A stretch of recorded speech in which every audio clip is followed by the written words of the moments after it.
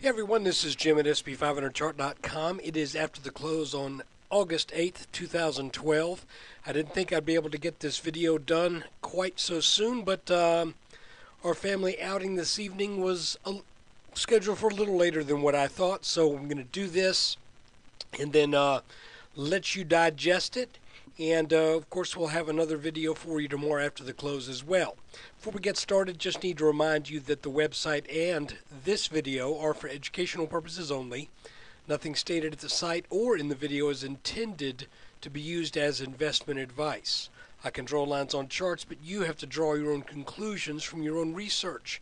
And you need to make investment decisions that are suitable for your personal financial situation.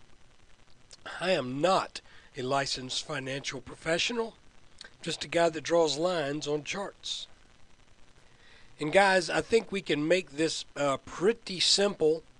It looks like we may be in the process of making a little topping pattern here.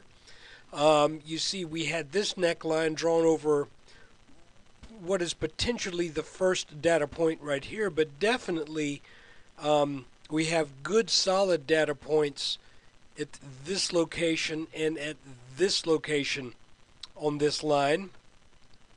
And that broke down right at the open today, rallied back over that line, but we closed underneath it. Nah, not by a huge margin. But I'm going to shift a line for you just for a second. Let's just get rid of that. We'll draw it again if there's a need to at some point. I'm gonna move this line just a little bit, and I bet you know where I'm gonna move it, because I think most of the people that watch these videos are, from what I gathered, pretty smart. So there, I bet you saw that coming, didn't you? Of course, this is not a confirmed pattern yet, but it does look like we may be making a little head and shoulders topping pattern here. And if we do, the minimum target from it, now then of course I'm not saying it's a done deal yet, because these things are just pretty patterns on charts until the move actually takes place that confirms them. So we're looking at a move. Golly, man, this slow. We'd be looking at the 1380s as a minimum target, but just between you and me, given the nature of what we've been doing for the past month and a half or so, we've been getting these small patterns that produce big moves. So if this does break down, I would be more inclined to look for the 1360s, to be honest with you. And if you think about it, that kind of makes sense, because we've got, if this market does start to sell off, okay, let's say we break this line and we start to move back down, we got this gap right here where we should encounter gap support. I want to reiterate, I am not a big believer in the necessity for gaps to close. And some of you who are at my website, either you just frequent there or you subscribe, either way, have come from a background of listening to someone who was a firm believer in the absolute necessity for gaps to close. And I think that person, you know who I'm talking to, but I'll leave names out of it. That person is still probably waiting for gaps to close around 1100 and has been waiting since 1200.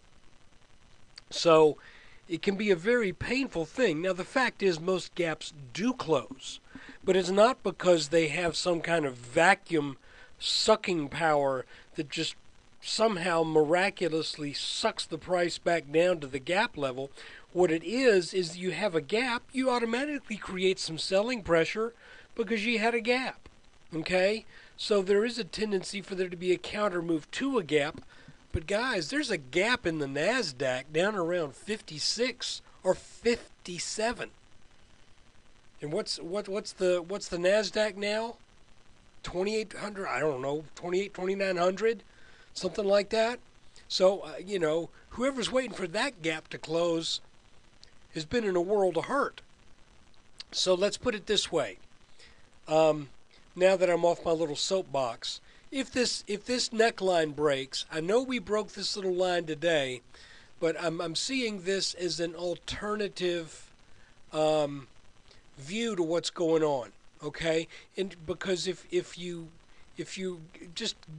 are willing to give up that little tiny move underneath that line near the close last Friday, then we have otherwise what is a pretty nice support line there. So let's see what happens going into the rest of this week. If this breaks, then 1380s for sure. Well, 1380s should be for sure, but more than likely I'm thinking a move back down to the 1360s would ensue if this line breaks. And I still think it will.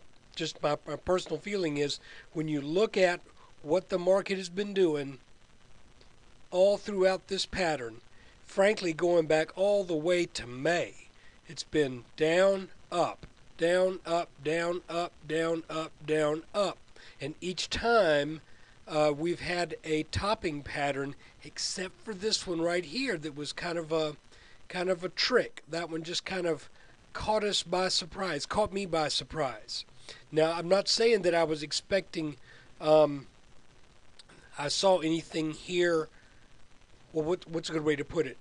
I thought this little pattern would bring us up for another tag at this line here. I thought this little wedge was going to bring us back up. Instead, we had a little bit more than a day where we came down to test support.